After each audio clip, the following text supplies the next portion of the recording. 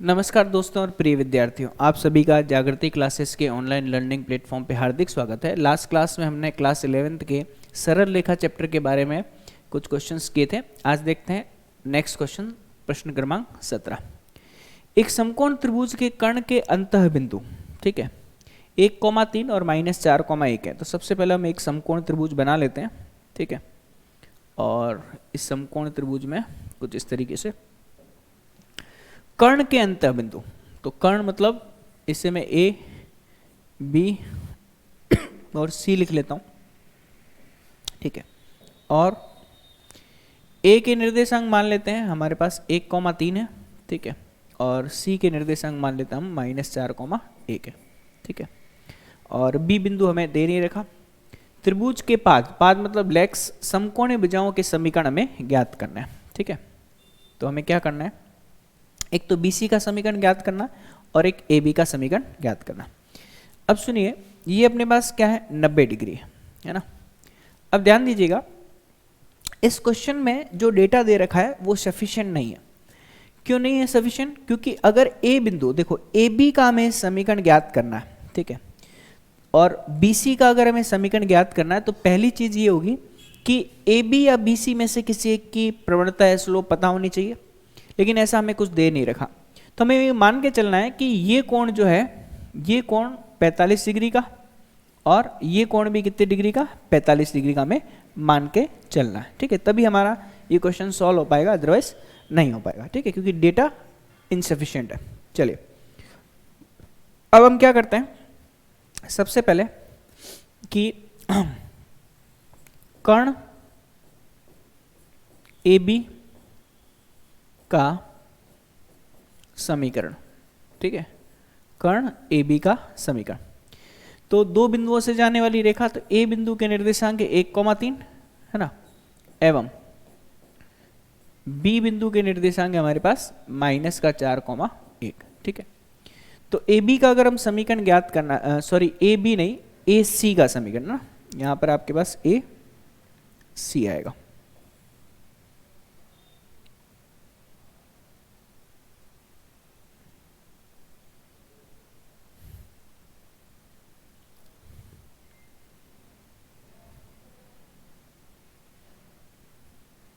देखते हैं, चलिए ये अपने पास AC आ जाएगा,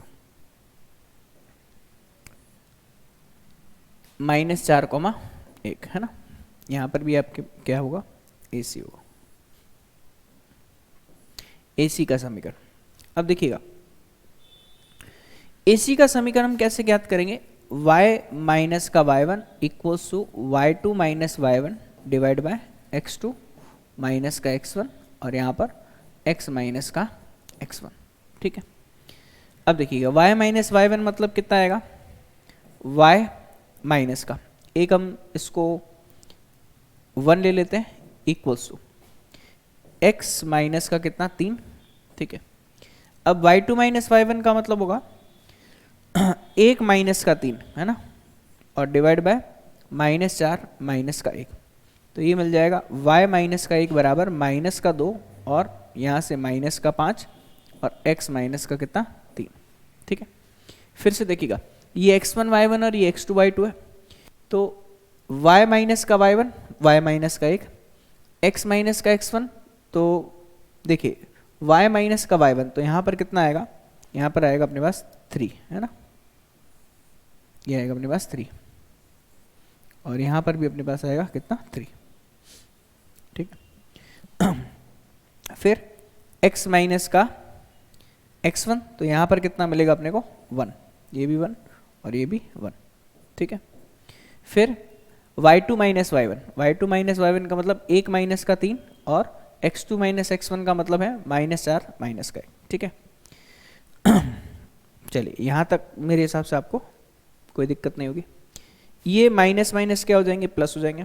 अब मैं वज्र गुणा करके यहाँ पे लिखता हूँ, तो y माइनस का 3 गुणा किससे होगी, 5 से, बराबर 2 टाइम्स x माइनस का 1, ठीक है। तो ये अपने को मिलेगा 5y माइनस का 15 बराबर 2x माइनस का कितना, 2, तो कितना मिलेगा, 2x माइनस का 5y माइनस का 15 और प्लस का 2, तो ये अपने को मिलेगा माइनस का 13 बराबर 0। ये किसका समीकरण आ गया?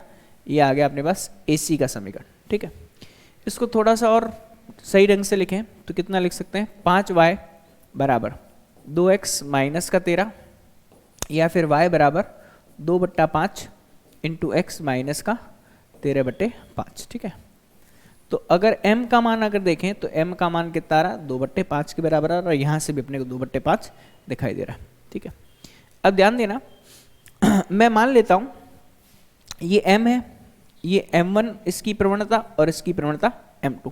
ठीक है,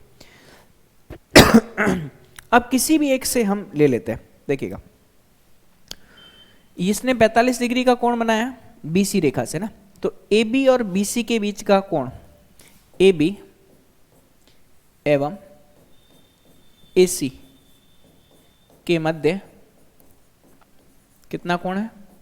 45 डिग्री का कोण है। ठीक है, इसका मतलब हम फॉर्मूला लगा सकते हैं tan थीटा बराबर m1 माइनस का m डिवाइड बाय 1 प्लस का m1 इंटू m। ठीक है, tan थीटा मतलब tan 45, तो tan 45 डिग्री बराबर ये अपने पास आएगा m1 माइनस का m डिवाइड बाय 1 प्लस का m1 इंटू m। ठीक है, tan 45 डिग्री का मान 1 होता है, और इसको अगर ओपन कर देंगे तो प्लस माइनस का 1 आएगा, m1 माइनस का m डिवाइड बाय 1 प्लस का m1 इंटू m। अब एक बार प्लस के साथ में लेते हैं, एक बार माइनस के साथ में लेते हैं, तो 1 प्लस का यहाँ से m1 माइनस का m डिवाइड बाय 1 प्लस का m1 इंटू m, एक बार प्लस 1 के। ठीक है, और यहाँ पर m1 माइनस का m डिवाइड बाय 1 प्लस का m1 इंटू m, ये किसके बराबर? -1 के बराबर। अब हम वज्र गुणा करते हैं, हमें तो किसका मान ज्ञात करना है? m1 का मान ज्ञात करना है, तो कितना आएगा? m1 माइनस m का मान 1 प्लस का m1 इंटू m आएगा। ठीक है, अब m1 माइनस का m1 इंटू m बराबर 1 प्लस का m1। ठीक है, देखते हैं इसको। अब यहाँ से m1 कॉमन ले लेता हूँ, तो 1 माइनस का m है ना, बराबर कितना आएगा? 1 प्लस का m है ना, तो ये हमें देगा कितना?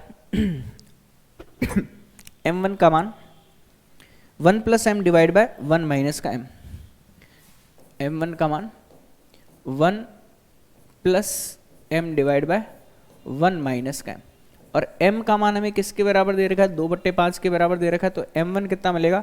1 प्लस का 2/5 और 1 माइनस का 2/5, तो ये मिलेगा 5 और 2 7, 7/5, 5 में से 2 जाएगा 3, 3/5, 5 से 5 कैंसिल आउट हो जाएगा, ये आएगा अपने पास 7/3 के बराबर। क्लियर है भाई?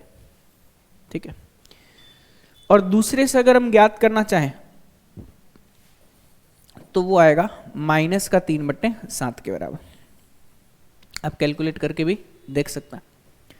अब क्या होगा, हमें 7/3 प्राप्त हो चुका है। ठीक है मान, अब हम क्या करेंगे यहां से,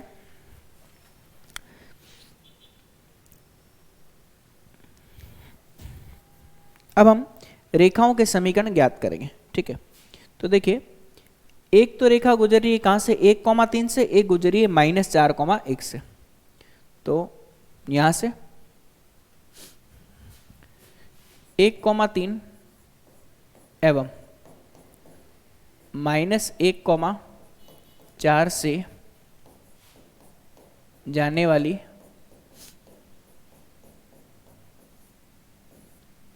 रेखाएं। ठीक है,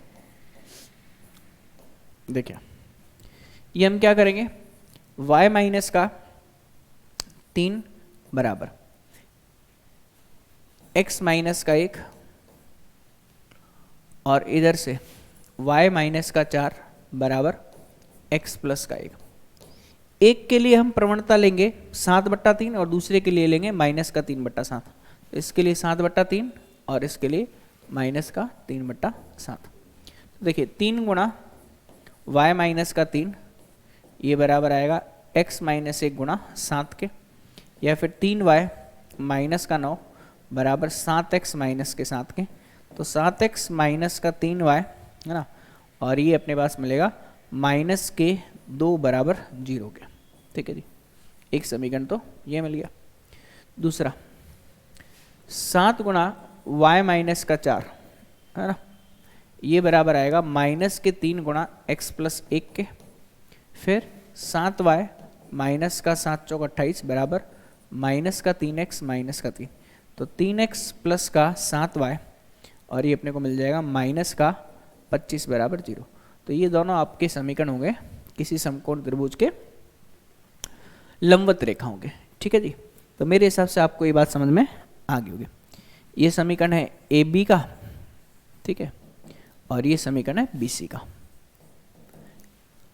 ठीक है भाई, तो यहाँ तक मेरे हिसाब से कोई तकलीफ नहीं होनी चाहिए। चलिए नेक्स्ट क्वेश्चन देखते हैं। हमारा नेक्स्ट क्वेश्चन है, किसी बिंदु के लिए रेखा का दर्पण प्रतिबिंब मानते हुए 3,8 का रेखा x प्लस 3y बराबर 7 में प्रतिबिंब हमें ज्ञात करना। ठीक है जी, चलिए हमें सबसे पहले बोला गया है कि एक रेखा को हमें दर्पण प्रतिबिंब मानना है। ठीक है, तो कुछ इस तरीके से एक रेखा हम मान लेते हैं। ठीक है, और दर्पण प्रतिबिंब के लिए हम यहाँ से एक रेखा और ले लेते हैं। देखिए कैसे, कुछ इस तरीके से। ठीक है, मान लेते हैं ये हमारे पास P बिंदु है। ठीक है, और ये Q बिंदु है और ये R बिंदु है। ठीक है, अब इस P बिंदु के निर्देशांक हमें दे रखे 3,8। ठीक है, इससे मैं ले लेता हूँ H, K और इसे ले लेते हैं H डैश, K डैश। ठीक है, ये कुछ इस तरीके से। अब देखिएगा, हमें बोला जाता है कि ये जो रेखा है एक दर्पण की भांति काम कर रही है। ठीक है, और हमें इस 3,8 के इस दी गई रेखा कौन सी है, x प्लस का 3y बराबर 7, इसके सापेक्ष हमें क्या ज्ञात करना है, दर्पण प्रतिबिंब ज्ञात करना है। तो पहली चीज आपको ध्यान में होनी चाहिए कि दर्पण प्रतिबिंब के लिए ये कोण सदैव 90 डिग्री होगा। ठीक है, साथ ही साथ ये दूरी और ये दूरी आपस में क्या होगी, बराबर होगी। ठीक है, कहने का मतलब ये है कि Q बिंदु जो होगा वो P एवं R का क्या होगा, मध्य बिंदु होगा, और साथ ही साथ PQ और ये रेखा मान लीजिए L है, ये एक दूसरे के क्या होंगे, लंबवत होंगे। ठीक है, तो देखते हैं बिंदु P 3,8 का रेखा x प्लस का 3y बराबर 7 के सापेक्ष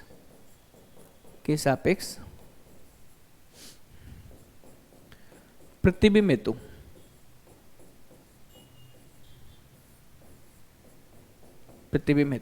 देखिएगा, सबसे पहले PQ जो है वो लंबवत है किसके, L के। ठीक है, क्लियर है। अब ध्यान दीजिएगा, यदि PQ जो है वो लंबवत है L के, तो इन दोनों की प्रवणताओं का गुणनफल -1 के बराबर होगा। तो सबसे पहले PQ की प्रवणता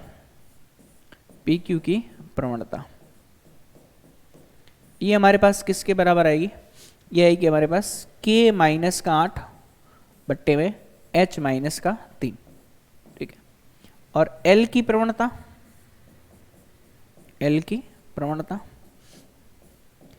ये आपको दिखाई दे रही किसके बराबर आ रही है, -1/3 के बराबर आ रही है। देखिए 3y बराबर माइनस का x प्लस का 7, तो y का मान आएगा -1/3 इंटू एक्स प्लस का 7/3।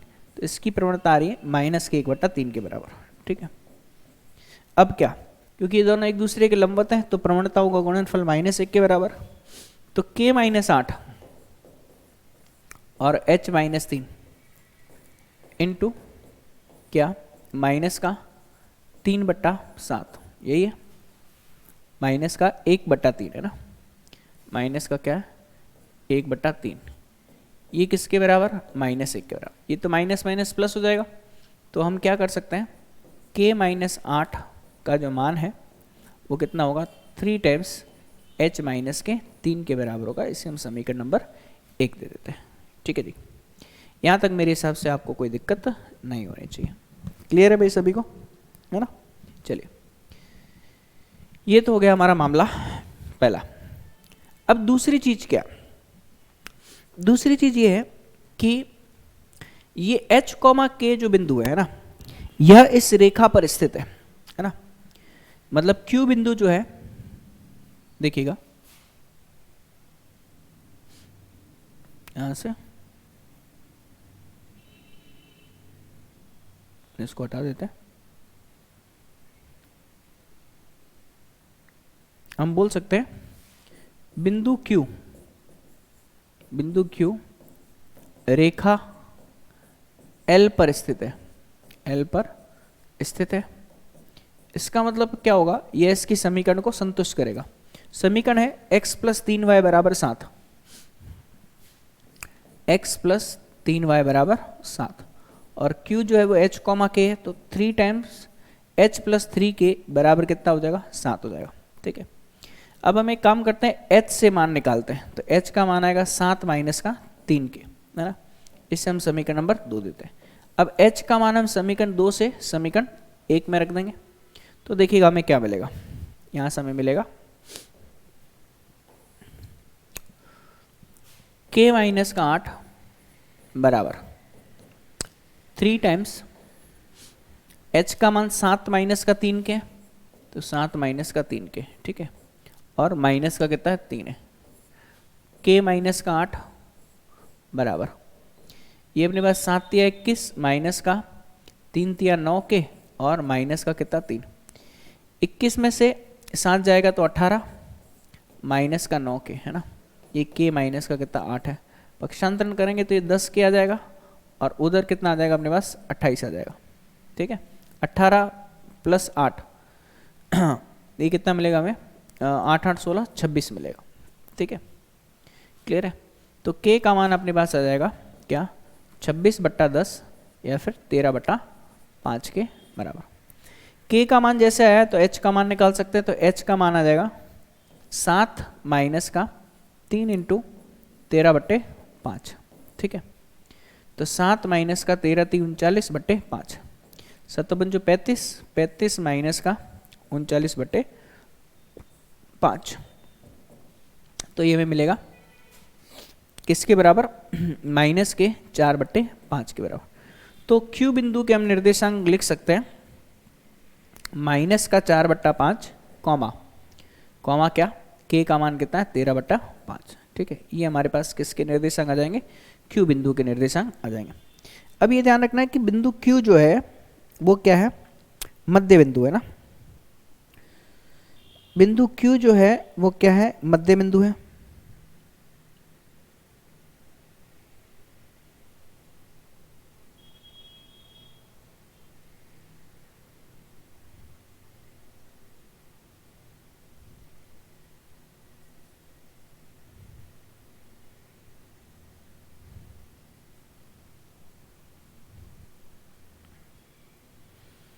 अब अगर ये एक मध्य बिंदु है तो हमें क्या करना पड़ेगा?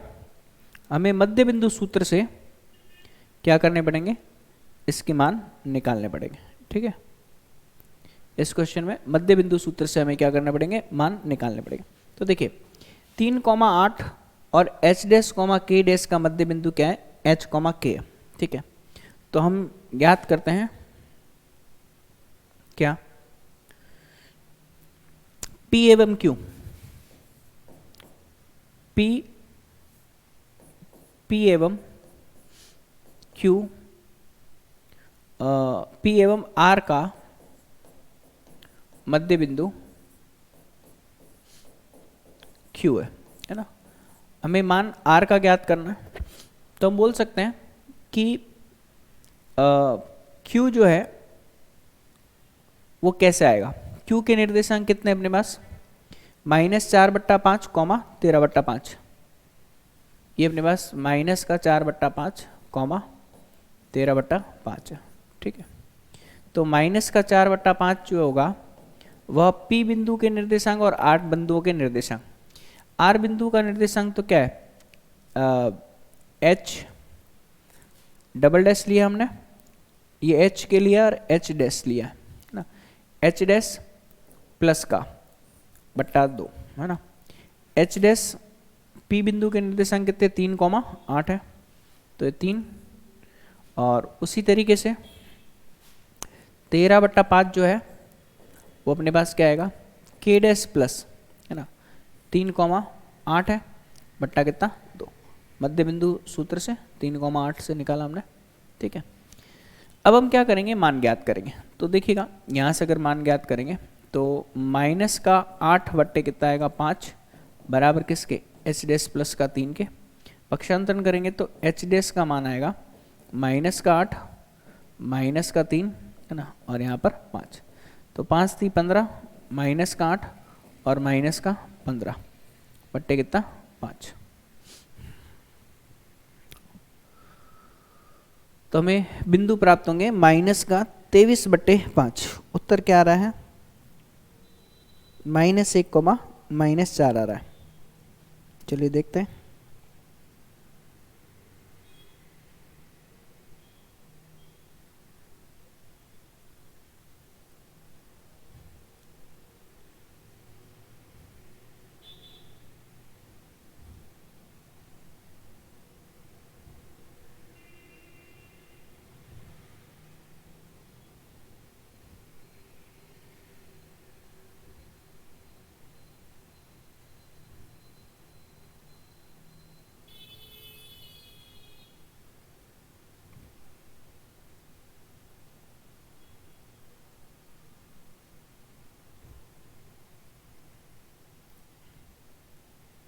आंसर आ रहा है -1, -4।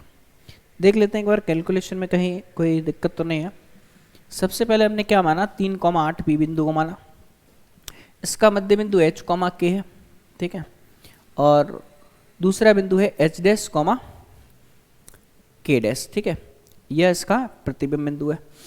समीकरण x प्लस का 3y बराबर 7, तो बिंदु P 3,8 का रेखा x प्लस 3y बराबर 7 के सापेक्ष प्रतिबिंब हेतु पी क्यू लंबवत है एल के, बिल्कुल सही है। पी क्यू की प्रवणता आएगी k माइनस का 8 बट्टा h माइनस का 3, बिल्कुल सही है। एल की प्रवणता कितनी है, पक्षांतरण करेंगे तो माइनस का 1/3, बिल्कुल एल की प्रवणता आएगी। अब दोनों की प्रवणताओं का गुणनफल किसके बराबर -1 के बराबर, देखते हैं। तो k माइनस का 8 बट्टे में h माइनस का 3, k माइनस का 8 बट्टे में h माइनस का 3 और गुणा माइनस का 1/3 बराबर है, ये अपने पास माइनस माइनस प्लस हो जाएगा, ठीक है। h माइनस का 3 गुणा 3, ये k माइनस 8 समीकरण है। बिंदु Q रेखा L पर स्थित है, तो x प्लस का 3y बराबर 7, तो h प्लस का 3k बराबर 7, तो h का मान आएगा 7 माइनस का 3k, बिल्कुल सही है। h का मान हम इसमें रखेंगे तो k माइनस 8 बराबर 3 टाइम्स h का मान, h का मान कितना 7 माइनस का 3k माइनस का 3, है ना जी हाँ। गड़बड़ पकड़ में आ गई है, 7 × 21, 3 × 9 और यहाँ पर भी 9 आएगा। चलिए इस गड़बड़ को हम चेंज कर देते हैं, यहाँ कैलकुलेशन मिस्टेक हुई है। यहाँ अपने पास कितना 9 आएगा 9 आने के पश्चात पूरी कैलकुलेशन ही चेंज हो रही है, कोई दिक्कत नहीं है। हम तो अपने पास कितना मिलेगा 21 में से 9 जाएगा, है ना, तो अपने को कितना मिलेगा 12 माइनस का 9 के, है ना, ये किसके बराबर k माइनस के 8 के बराबर, ठीक है। पक्षांतरण करते हैं तो 10 के बराबर किसके 12 प्लस का 8 है, ठीक है। तो k का मान आएगा 20/10 मतलब 2 के बराबर। k का मान 2 के बराबर आया, k का मान 2 के बराबर आया तो हम h का मान ज्ञात कर लेंगे। तो h बराबर किसके है 7 माइनस का 3 के, तो h अपने पास आ जाएगा 7 माइनस का 3 गुणा 2, तो 7 में से 6 जाएगा कितना 1। तो इस Q बिंदु के निर्देशांक आ जाएंगे 1,2 के बराबर।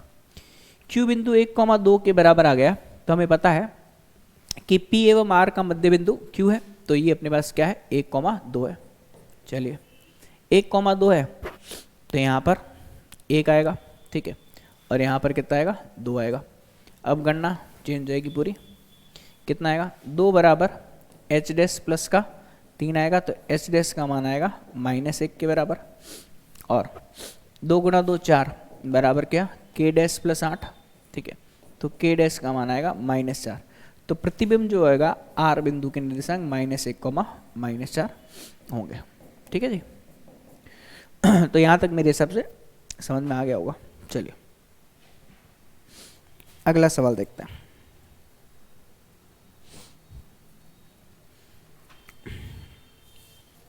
अगला प्रश्न है प्रश्न क्रमांक 19वां।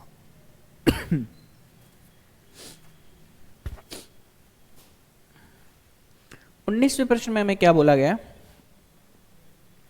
रेखाएं पहली और दूसरी दे रखी है, वो रेखा y बराबर mx प्लस 4 पर समान रूप से आनत हो तो m का मान ज्ञात कीजिए। देखिए हमें बोला गया कि एक रेखा ये है, एक रेखा ये है, दूसरी रेखा ये है और तीसरी रेखा मैं बीच में कहीं बना देता हूं।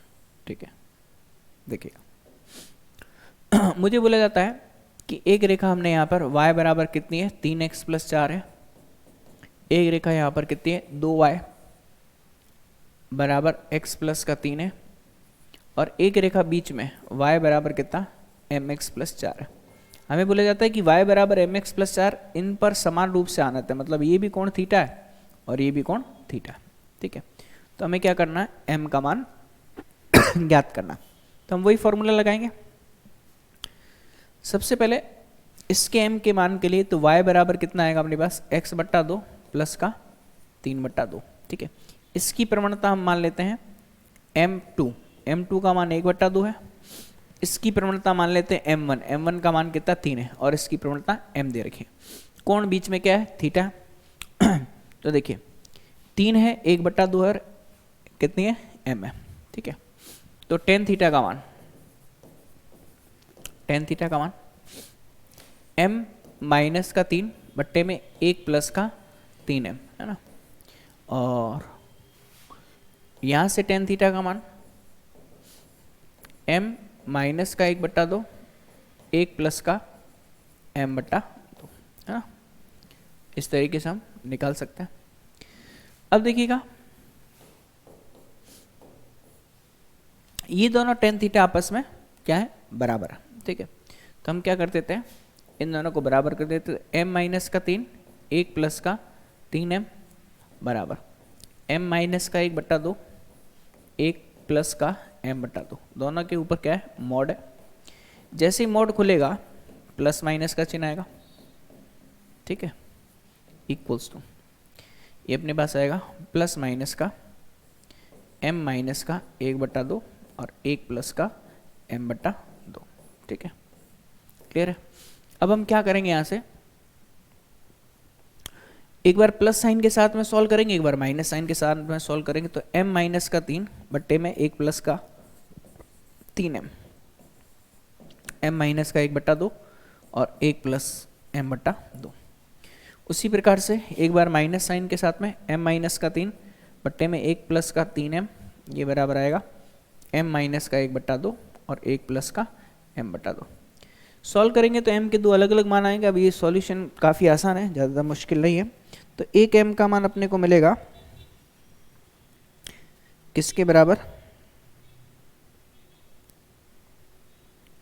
1 प्लस माइनस का 5√2/7 के बराबर। ठीक है,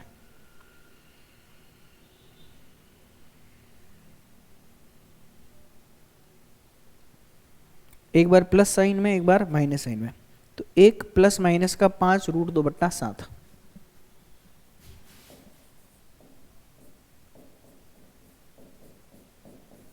ये अपने पास m का मान आएगा। ठीक है, क्लियर है। तो आप सॉल्व कर सकते हैं, सॉल्व करके वैल्यू अपने को मिल जाएगी।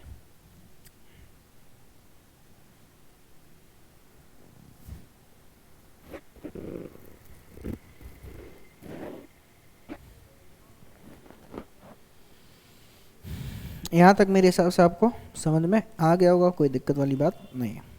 ठीक है, चलिए अगला प्रश्न देखते हैं। अगला सवाल प्रश्न क्रमांक 20वां।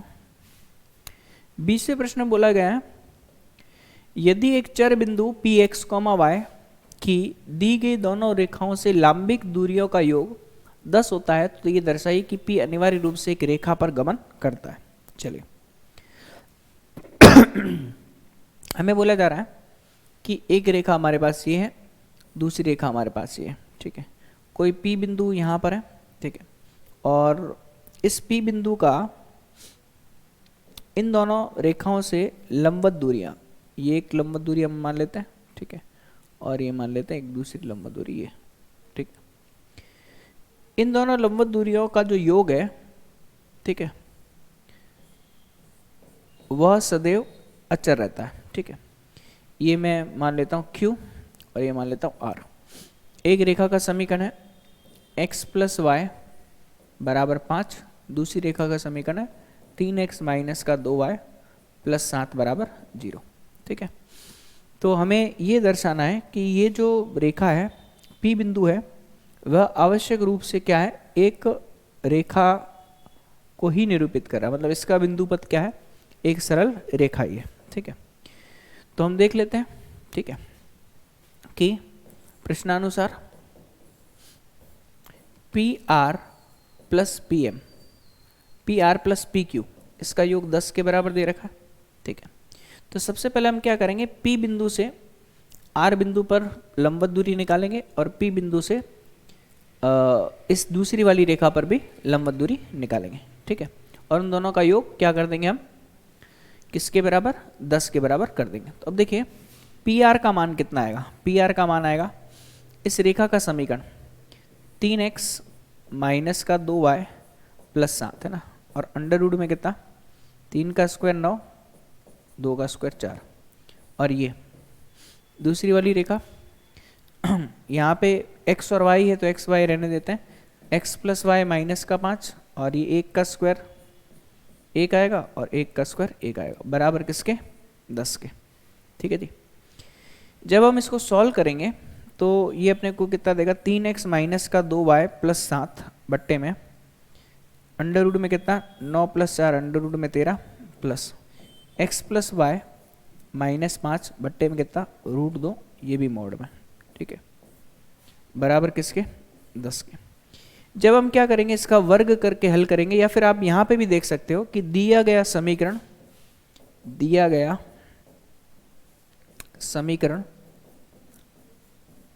x एवं y में रैखिक है, x एवं y में रैखिक समीकरण है,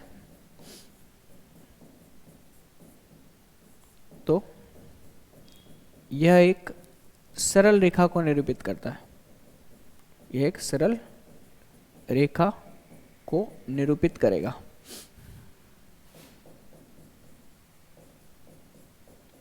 ठीक है। और यही हमें बोला गया था। आप देख सकते हैं कि जितनी भी रेखाएं हैं उनमें x और y में रैखिक समीकरण ही दे रखे हैं, तो ये x और y में रैखिक समीकरण है, पर ये मोड लगा कर, मोड हटा करके भी हल करोगे तो भी आपको आंसर वही मिलेगा, ठीक है जी। चलिए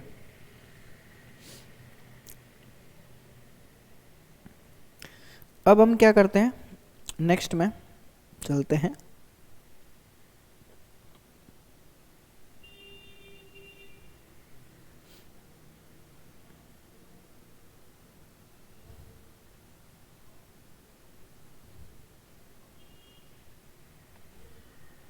अगला प्रश्न है हमारा,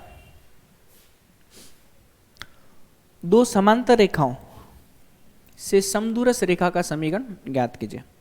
हमें बोला गया है कि ये रेखा यहां से, ये रेखा और ये रेखा, ये एक दूसरे के क्या है, समांतर है, और हमें बोला जाता है कि इन दोनों रेखाओं से समदूरस्थ रेखा का समीकरण ज्ञात करना। तो मान लेते हैं कि समदूरस्थ रेखा इन दोनों के बीच में, ठीक है। तो एक का समीकरण हमें दे रखा है 9x प्लस का 6y बराबर 7 या माइनस 7 बराबर 0, ठीक है। दूसरा समीकरण दे रखा है 3x प्लस का 2y प्लस 6 बराबर किसके, 0 के। हम मान लेते हैं कि इस पर एक P बिंदु है जिसके निर्देशांक x, y है, ठीक है, और P से इन दोनों रेखाओं पर लंब डाला जाता है और ये लंब जो है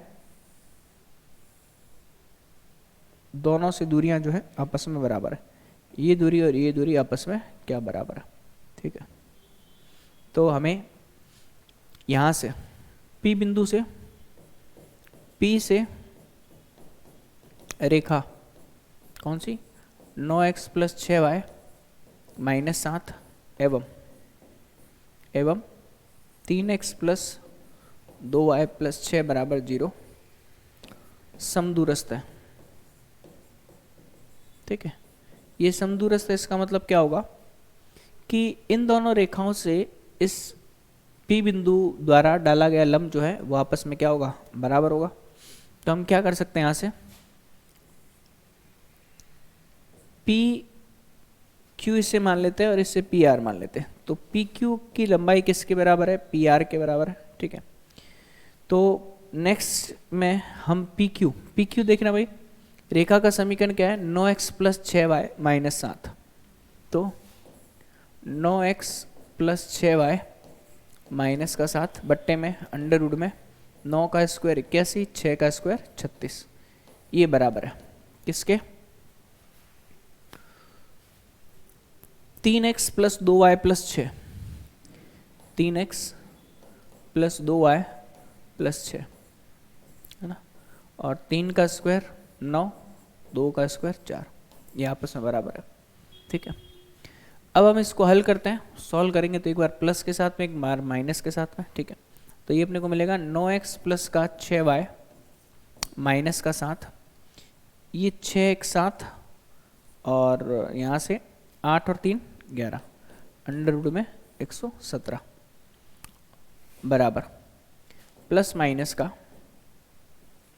3x प्लस का 2y प्लस 6 और 9 और 4 कितना अंडर रूट में 13, ठीक है। अब हम क्या करेंगे, इन दोनों को हल करेंगे एक बार प्लस साइन के साथ में एक बार माइनस साइन के साथ में। तो हमें कितना मिलेगा 9x प्लस का 6y माइनस का 7 बट्टा अंडर रूट में 3x प्लस 2y प्लस 6 बट्टा अंडर रूट में कितना 13, ठीक है। अब यहाँ से जैसे इसको हम हल करेंगे तो हमें दो अलग अलग मान देखने को मिलेंगे, ठीक है।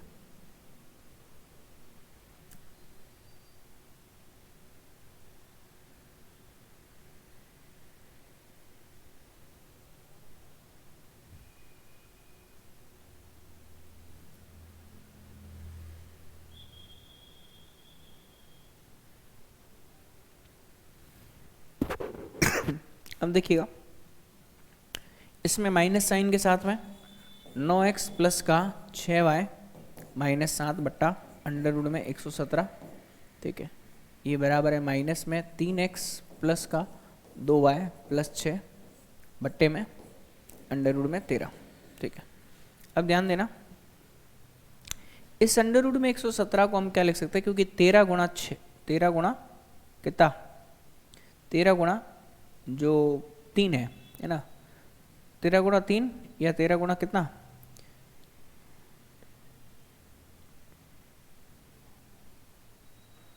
देखिए अगर हम ओबेनिस लेना चाहें यहाँ से तो 9 ओबेनिस ले सकते हैं ना, 9 ओबेनिस लेंगे तो 3 बाहर आ जाएगा, ठीक है। तो 9 चौक 99 81, ठीक है, और 9 चौक 36, तो 9 और 4 13 है ना। तो 13 गुणा 9 117 होता है, तो इससे हम क्या लिख सकते हैं 3 अंडर रूट में 13, ठीक है। इससे भी हम क्या लिख सकते हैं 3 अंडर रूट में 13, ठीक है। उससे फ़ायदा क्या होगा, रूट 13 से रूट 13 कैंसिल आउट हो जाएगा, तो हमें मिलेगा 9x प्लस का 6y माइनस 7, 3 की वजह गुणा करेंगे तो 9x प्लस का 3 दूनी 6y प्लस का 6 × 18। अब आप देख सकते हैं 9x से 9x कट गया, 6y से 6y कट गया, माइनस 7 का मान 8 के बराबर हो ही नहीं सकता, तो प्लस के साइन के साथ तो हमारा आंसर नहीं आ रहा, ठीक है। ये रूट 13 से रूट 13 कट गया, तो ये अपने पास 9x प्लस का 6y माइनस का 7 गुणा करता हूँ, माइनस का 9x माइनस का 3 दूनी 6y और माइनस का 6 × 18। हल करते हैं यहाँ से 9 + 9 18x, 6 + 6 12y है ना, और इधर पक्षांतरण करेंगे तो माइनस का 7 है और प्लस का 18, तो कितना बचेगा, प्लस का 11 बराबर 0। तो हमारे पास अब इस रेखा का समीकरण ये हो जाएगा। ये अस्वीकार्य, अस्वीकार्य, ठीक है जी। क्लियर है भाई सभी को? चलिए अब हम नेक्स्ट क्वेश्चन देखते हैं। हमारा अगला प्रश्न, प्रश्न क्रमांक 22। ये क्वेश्चन भी अच्छा है। क्या बोला गया है कि बिंदु 1,2 से होकर के एक प्रकाश किरण x अक्ष के बिंदु A से परावर्तित होती है और परावर्तित किरण बिंदु 5,3 से होकर के जाती है। तो A के निर्देशांक हमें ज्ञात करने। देखिए हमारे पास ये बोला गया है कि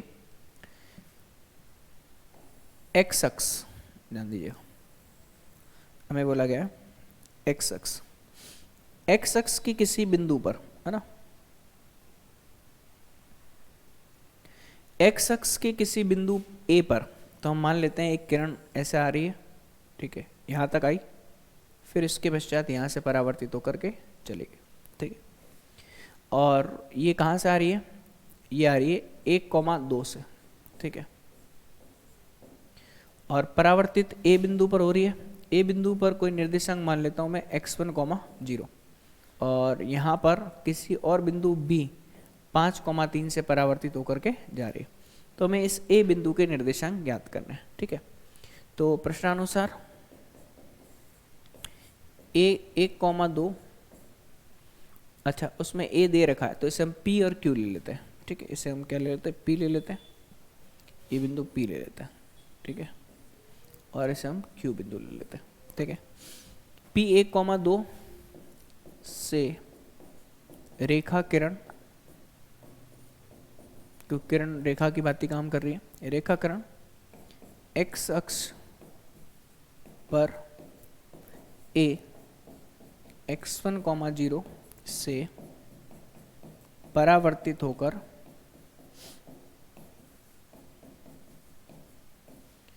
B 5,3 से गुजरती है, ठीक है।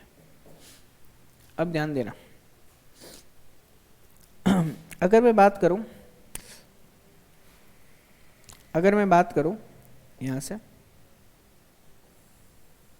यह क्या है, यहां पर अभिलंब है, ठीक है। इसका मतलब ये कोण और ये कोण आपस में क्या होगा, बराबर होगा, होगा कि नहीं होगा, ठीक है। और ये कोण कितना बन रहा है, ये कोण बन रहा है हमारे पास 90 डिग्री, बन रहा है कि नहीं बन रहा, ठीक है। देखिएगा अगर ये कोण 90 डिग्री है तो ये वाला कोण कितना हो जाएगा, ये वाला कोण हो जाएगा 90 माइनस का थीटा, होगा कि नहीं होगा, ठीक है। और ये संपूर्ण कोण ये वाला है ना, ये कितना हो जाएगा, ये हो जाएगा 90 प्लस का थीटा, ठीक है भाई, ध्यान देना। अब देखो PA की प्रवणता, PA की प्रवणता हम कैसे ज्ञात करेंगे, ये ज्ञात करेंगे हम 2 माइनस का 0 बट्टे में 1 माइनस का x1, या फिर 2/1 माइनस का x1, ठीक है। और PA की प्रवणता कहाँ से आएगी, ये आएगी अपने पास 10 में 90 प्लस थीटा, दिखाई दे रहा है, ये पूरा कोण कितना है 90 प्लस थीटा, ठीक है। अब दूसरा QA की प्रवणता, QA की प्रवणता ये हमें कैसे प्राप्त होगी, देखिएगा 3 माइनस का 0 बट्टा 5 माइनस का x1, 3 माइनस का 0 बट्टा 5 माइनस का x1, या फिर 3/5 माइनस का x1, ठीक है। अब ध्यान देना QA की प्रवणता और से भी आ सकती है, QA की प्रवणता ये हमारे पास आएगी, ये कोण कितना बन रहा है, ये कोण बन रहा है 90 माइनस थीटा, तो इसे हम क्या लिख सकते हैं 10 90 माइनस थीटा, ठीक है। अब देखिए टेन 90 माइनस थीटा का मान किसके बराबर, टेन 90 माइनस थीटा का मान है 3/5 माइनस x1 के बराबर, ठीक है। और उसमें टेन 90 प्लस थीटा का मान है ना, टेन 90 प्लस थीटा का मान ये हमारे पास है किसके बराबर, 2/1 माइनस x1, 2/1 माइनस x1, ठीक है। अब थोड़ा गौर से देखिएगा, अगर मैं बात करूं टेन 90 माइनस थीटा, तो इसका मान होता है कॉट थीटा, कॉट थीटा का मान किसके बराबर, 3/5 माइनस x1 के बराबर, ठीक है। और इधर से टेन 90 प्लस थीटा, तो माइनस का कॉट थीटा, इसका मान कितना है, 2/1 माइनस x1 के बराबर। या फिर अगर मैं कॉट थीटा की बात करूं तो कॉट थीटा किसके बराबर आएगा, माइनस के 2/1 माइनस के x1 के बराबर। ये कॉट थीटा और ये कॉट थीटा समान है, इसका मतलब हम ये बोल सकते हैं इन दोनों से, क्या, इन दोनों कॉट थीटा से हम बोल सकते हैं कि हमारे पास 3/5 माइनस के x1 का मान माइनस के 2/1 माइनस के x1 के बराबर।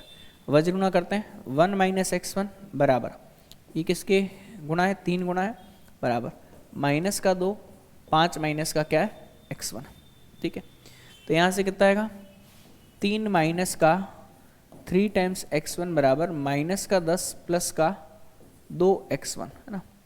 इधर पक्षांतरण करेंगे तो ये हो जाएगा, 3 उधर जाएगा तो 5x1 का मान 13 के बराबर, तो x1 का मान आएगा 13/5 के बराबर। तो बिंदु ए के निर्देशांक हो जाएंगे क्या, 13/5, 0, ठीक है जी। यहाँ तक मेरे हिसाब से आपको समझ में आ गया होगा, एक बार चेक कर लीजिए इसको।